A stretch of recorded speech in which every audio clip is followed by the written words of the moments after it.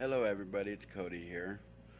Today I wanted to talk about object permanence, what we as ADHDers really struggle with, forgetting things, forgetting people exist, or forgetting tasks because it's not in our field of view. Um, the reason we do this is because our mind is always going 100 miles an hour and the low dopamine causes that. There's always thoughts. You can't stop it. You can't really control what you think sometimes, but you can't really control what enters your mind, and it's going so fast. You just it causes the memory to be very low, and this happens with say with friendships or relationships. We can look like a bad friend because out of sight, out of mind. They're not in our.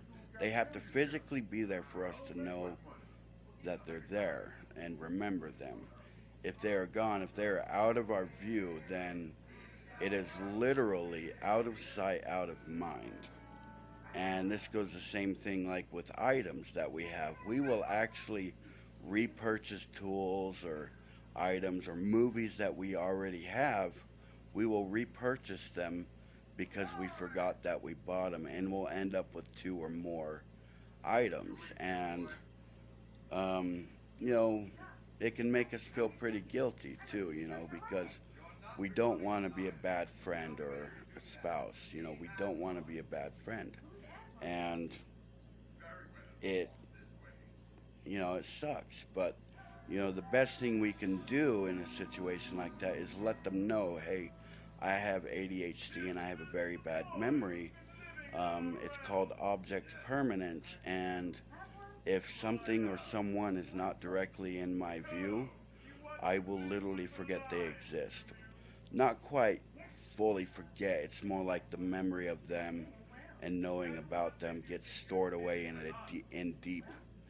a deep cabinet and just stored away, and it's gone until they're in our view, physically in our view, or someone texts you, calls you, or you see a picture of them. Sometimes randomly, it'll just come out of that cabinet and you're thinking about them at 3 a.m.